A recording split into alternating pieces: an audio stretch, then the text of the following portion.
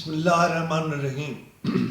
Parliament house میں پاکستان مسلم league کے پارلیمانی لیڈر خواجہ محمد آصف نے آج جو گفتگو ہوئی اس سے بعض خبریں بھی بریک ہوئیں۔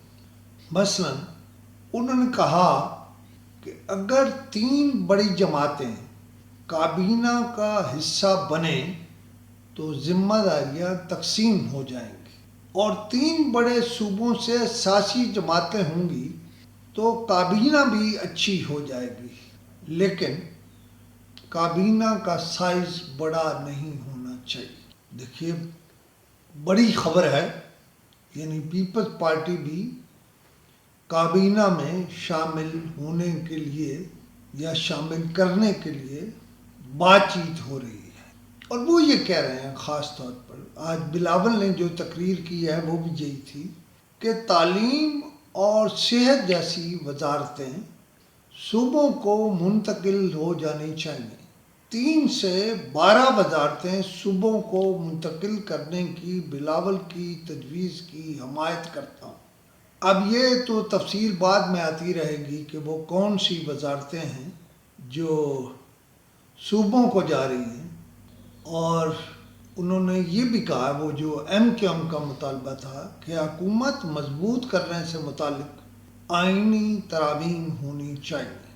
کراچی بڑا شہر ہے اور دنیا میں بڑے شہروں میں مضبوط مقامی حکومتیں ہیں۔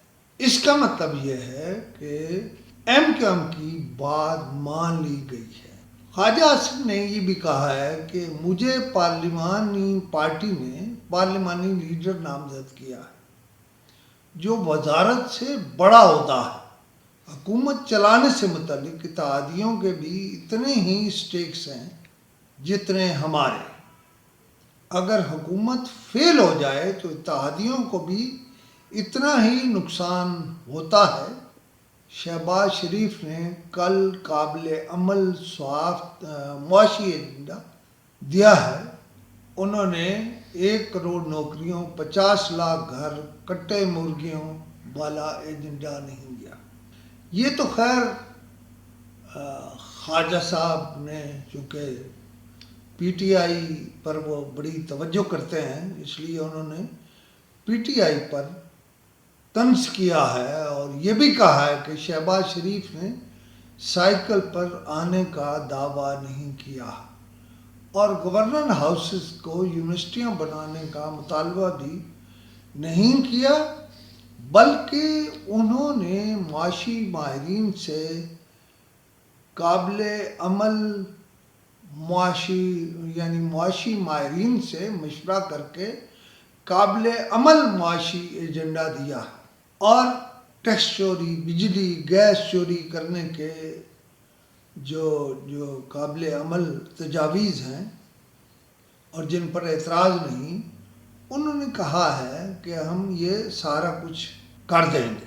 اور عمر ایوب کو طنز کرتے ہوئے انہوں نے کہا ہے کہ ایوب خان کی 1947 میں کرپشن کی جو انکوائری ہوئی تھی، اس کے بعد ایوب خان کو بارڈر سے مشرقی پاکستان ٹرانسفر کر دیا گیا، اور عمر ایوب جو کل تک نعرے لگاتا تھا شہباز شریف اور نواز شریف کے حق میں، وہ اب جماعتیں تبدیل کرنے پر لگا ہوا ہے اور آج پی ٹی آئی کا لیڈر بنا ہوا ہے۔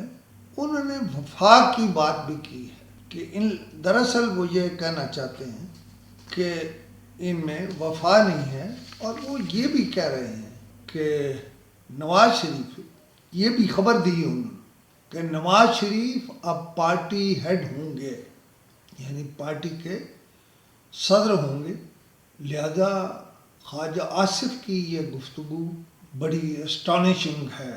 اس میں خبریں بھی ہیں اور پی ٹی آئی پر انہوں نے طنز بھی کیا ہے، اور طنز کرتے ہوئے بعض حقائق سامنے لائے۔ خدا حافظ۔